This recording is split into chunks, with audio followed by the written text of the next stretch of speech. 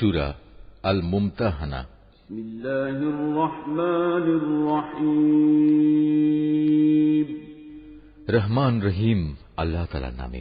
হে ঈমানদার ব্যক্তিরা, তোমরা কখনো আমার ও তোমাদের দুশমনদের নিজেদের বন্ধু হিসেবে গ্রহণ করো না। এটা কেমন কথা? তোমরা তাদের প্রতি বন্ধুত্ব দেখাচ্ছ, অথচ তোমাদের কাছে যে সত্য দ্বীন এসেছে তারা তা অস্বীকার করছে। তারা আল্লাহর রসূল এবং তোমাদের জন্মভূমি থেকে বের করে দিচ্ছে শুধু এ কারণে তোমরা তোমাদের মালিক আল্লাহর উপর ঈমান এনেছ। যদি তোমরা সত্যিই আমার পথে জিহাদ ও আমার সন্তুষ্টি অর্জনের লক্ষ্যে ঘরবাড়ি থেকে বেরিয়ে থাকো, তাহলে কিভাবে তোমরা চুপে চুপে তাদের সাথে আবার বন্ধুত্ব পাতাতে পারো? তোমরা যে কাজ গোপনে করো আর যে কাজ প্রকাশ্যে করো, আমি তা সম্যক অবগত আছি। তোমাদের মধ্যে যদি কেউ দুশমনদের সাথে গোপনে বন্ধুত্ব গড়ার এ কাজটি করে, তাহলে বুঝতে হবে সে দ্বীনের সরল পথ থেকে বিচ্যুত হয়ে গেছে। অথচ এরা যদি তোমাদের কাবু করতে পারে, তাহলে এরা তোমাদের শত্রুতে পরিণত হবে। শুধু তাই নয়, এরা নিজেদের হাত ও কথা দিয়ে তোমাদের অনিষ্ট সাধন করবে। আসলে এরা এটাই চায় যে তোমরাও তাদের মতো কাফের হয়ে যাও।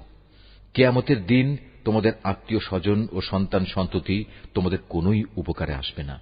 সেদিন আল্লাহ তাআলা তোমাদের মাঝে বিচার ফয়সালা করে দেবেন। তোমরা যা করো আল্লাহ তাআলা তার সব কিছুই দেখেন। তোমাদের জন্য ইব্রাহিম ও তার অনুসারীদের ঘটনার মাঝে রয়েছে অনুকরণযোগ্য আদর্শ। যখন তারা তাদের জাতিকে বলেছিল, তোমাদের সাথে এবং তোমরা যাদের আল্লাহর বদলে উপাসনা করো তাদের সাথে আমাদের কোনই সম্পর্ক নেই। আমরা তোমাদের এসব দেবতাদের অস্বীকার করি। আমাদের ও তোমাদের মাঝে এখন থেকে চিরদিনের জন্য এক শত্রুতা ও বিদ্বেষ শুরু হয়ে গেল, যতদিন তোমরা আল্লাহ তাআলাকে মাবুদ বলে স্বীকার না করবে। কিন্তু এ ব্যাপারে ইব্রাহিমের পিতার উদ্দেশ্যে বলা এই কথাটি ব্যতিক্রম। যখন সে বলেছিল, আমি তোমার জন্য আল্লাহর দরবারে অবশ্যই ক্ষমা প্রার্থনা করব। অবশ্য আল্লাহর কাছ থেকে ক্ষমা আদায় করার আমার কোনই এখতিয়ার নেই। ইব্রাহিম ও তার অনুসারীরা বলল, হে আমাদের মালিক, আমরা তো কেবল তোমার উপর ভরসা করেছি এবং আমরা তোমার দিকেই ফিরে এসেছি এবং আমাদের তো তোমার দিকেই ফিরে যেতে হবে। হে আমাদের মালিক, তুমি আমাদের জীবনকে কাফেরদের নিপীড়নের নিশানা বানিও না। হে আমাদের মালিক, তুমি আমাদের গুনাহখাতা মাফ করে দাও। অবশ্যই তুমি পরাক্রমশালী ও পরম কুশলী। তাদের জীবন চরিত্রের মাঝে অবশ্যই তোমাদের জন্য এবং সেসব লোকের জন্য অনুকরণযোগ্য আদর্শ রয়েছে যে ব্যক্তি আল্লাহ তাআলা এবং শেষ বিচারের দিনে কিছু পাবার আশা করে। আর যদি কেউ আল্লাহ তাআলা থেকে মুখ ফিরিয়ে নেয়, সে যেন জেনে রাখে আল্লাহ তাআলা কারো মুখাপেক্ষী নন এবং তিনি সকল প্রশংসার মালিক। এটা অসম্ভব কিছু নয়। আল্লাহ তাআলা তোমাদের এবং যাদের সাথে আজ তোমাদের শত্রুতা সৃষ্টি হয়েছে তাদের মাঝে কখনো বন্ধুত্ব সৃষ্টি করে দেবেন। আল্লাহ তাআলা তো সবই করতে পারেন। আল্লাহ তাআলা ক্ষমাশীল ও পরম দয়ালু। যারা দ্বীনের ব্যাপারে তোমাদের বিরুদ্ধে যুদ্ধ করেনি এবং কখনো তোমাদের নিজেদের বাড়িঘর থেকেও বের করে দেয়নি, তাদের প্রতি দয়া দেখাতে ও তাদের সাথে ন্যায় আচরণ করতে আল্লাহ তাআলা কখনো নিষেধ করেন না। অবশ্যই আল্লাহ তাআলা ন্যায়পরায়ণদের ভালোবাসেন।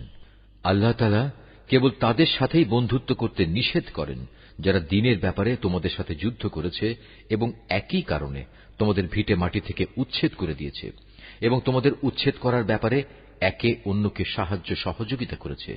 এরপরেও যারা তাদের সাথে বন্ধুত্ব করবে তারা অবশ্যই জালেম।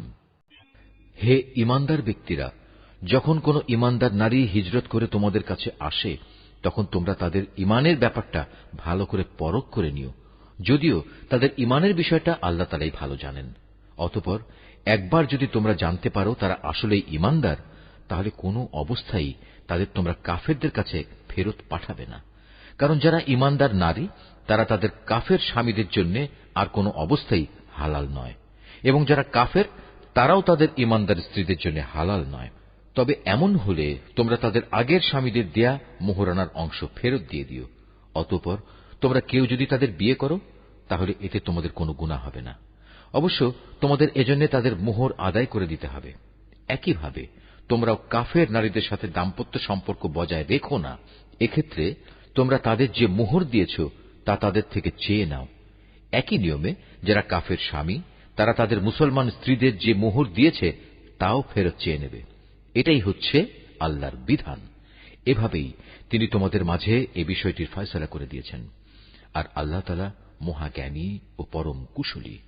তোমাদের স্ত্রীদের মধ্যে কেউ যদি তোমাদের হাতছাড়া হয়ে কাফেরদের কাছে চলে যায়, পরে যখন সুযোগ আসবে তখন যারা তাদের হাতছাড়া হয়ে গেছে তাদের তারা যে পরিমাণ মোহর দিয়েছে তোমরাও তার সমপরিমাণ মোহর আদায় করে দেবে। তোমরা সে আল্লাহ তাআলাকে ভয় করো যার উপর তোমরা ঈমান এনেছ। হে নবী, যখন কোন ঈমানদার নারী তোমার কাছে আসবে এবং এই বলে তোমার কাছে আনুগত্যের শপথ করবে তারা আল্লাহর সাথে কাউকে শরীক করবে না, চুরি করবে না, ব্যভিচার করবে না, নিজেদের সন্তানদের হত্যা করবে না, নিজ হাত ও নিজ পায়ের মাঝখান সংক্রান্ত বিষয় তথা অন্যের ঔরসজাত সন্তানকে নিজের স্বামীর বলে দাবি করার মারাত্মক অভিযোগে অভিযুক্ত হয়ে আসবে না এবং কোন সৎ কাজে তোমার নাফরমানি করবে না, তাহলে তুমি তাদের আনুগত্য গ্রহণ করো এবং তাদের আগের কার্যকলাপের জন্য আল্লাহর কাছে ক্ষমা প্রার্থনা করো। আল্লাহ তাআলা অবশ্যই ক্ষমাশীল ও পরম দয়ালু। হে ঈমানদার ব্যক্তিরা, আল্লাহ তাআলা যে জাতির উপর গজব দিয়েছেন তাদের সাথে বন্ধুত্ব করো না। তারা তো শেষ বিচারের দিন সম্পর্কে সেভাবেই নিরাশ হয়ে পড়েছে যেমনি ভাবে কাফেররা তাদের কবরের সাথীদের ব্যাপারে হতাশ হয়ে গেছে।